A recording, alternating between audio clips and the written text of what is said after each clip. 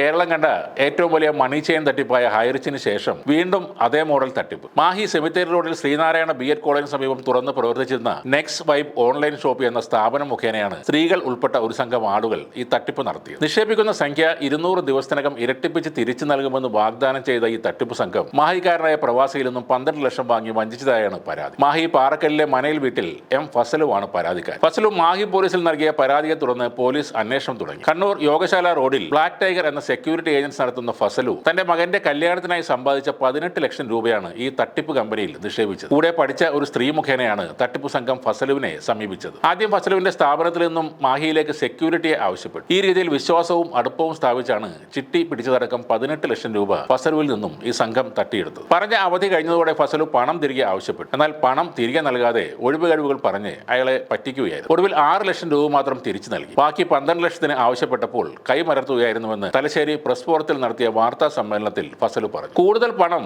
സമാന രീതിയിലുള്ള മറ്റൊരു സ്ഥാപനത്തിൽ നിക്ഷേപിച്ചാൽ നേരത്തെയുള്ള 12 ലക്ഷം ഉൾപ്പെടെ തിരിച്ചു കിട്ടും എന്നൊരു പുതിയ വാഗ്ദാനം കൂടി ഈ സംഘം നൽകിയതായും ഫസലു ആരോപിക്കുന്നു. മാഹിയിലെ നെക്സ്റ്റ് വൈബ് കേന്ദ്രം ഇപ്പോൾ അടച്ചുപൂട്ടിയ നിലയിലാണുള്ളത്. നാദാപുരം, ഇരിട്ടി, പേരാവൂർ, തൃശൂർ സ്ഥലങ്ങളിലെ 13 പേരാണ് തട്ടിപ്പ് സംഘത്തിലെ അംഗങ്ങളെന്ന് ഫസലുവിന്റെ പരാതിയിൽ പറയുന്നു. ഇവരിൽ പലരും നേരത്തെ ഹൈറിച്ച് നിക്ഷേപ തട്ടിപ്പിലെ കുറ്റാരോപിതരും നിലവിൽ അന്വേഷണം നേരിടുന്ന ആളുകളുമാണ്. പലരിൽ നിന്നുമായി ഏതാണ്ട് 68 കോടിയോളം രൂപ സംഘം തട്ടിയെടുത്തതായി ഫസലു പറയുന്നു. വിഷയത്തിൽ ED അന്വേഷണം വേണമെന്നും അദ്ദേഹം ആവശ്യപ്പെടുന്നു. ഈ തട്ടിപ്പ് കമ്പനിയുടെ ലീഡർമാർ വേറെ ആരുമല്ല, നമ്മുടെ സ്വന്തം ഹൈറിച്ചിലെ പെരുങ്കള്ളനായ ജിനിൽ ജോസഫും അവരുടെ ടീമുമാണ്. അമ്പിളി അബ്രഹാം ഉണ്ട്, നമ്മുടെ കോടീശ്വരൻ ഫിജീഷ് സാറുണ്ട്, യാഹ്യ സാറുണ്ട്, അങ്ങനെ ഹൈറിച്ചിലെ മിക്ക പ്രധാന കള്ളന്മാരുമുണ്ട്. ഇവന്റെയൊക്കെ കഥകൾ സകല ചാനലുകാരും ഓൺലൈൻ മാധ്യമങ്ങളും വിളിച്ചു പറഞ്ഞിട്ടും വീണ്ടും കൊണ്ടുപോയി നിക്ഷേപം നടത്തിയവനെ എന്താണ് പറയേണ്ടത്? ഇപ്പോൾ ഈ കള്ളന്മാർ പറയുന്നത് ഇനിയും കൂടുതൽ പണം മറ്റൊരു ബിസിനസ്സിൽ ഇട്ടാൽ എല്ലാം ഇരട്ടിയാക്കി തിരിച്ചു തരാമെന്ന്. അതാണ് ഇപ്പോൾ പുതിയ ഹൈറിച്ച് സൊസൈറ്റി തുടങ്ങിയവരും ലക്ഷ്യം വെക്കുന്നത്. ആരും കേസ് കൊടുക്കാൻ പാടില്ല. പുതിയ മണിച്ചെയിൻ നടത്തി ഇനിയും ആളുകളെ പറ്റിച്ച് കാശുണ്ടാക്കണം. ഈ ജിനിൽ ജോസഫ്, ഫിജീഷ് എന്ന് പറയുന്നവർക്ക് അല്പം പോലും ഉളുപ്പില്ലാത്ത ആളുകളാണ്. അവരെ കുറ്റം പറഞ്ഞിട്ടും കാര്യമില്ല.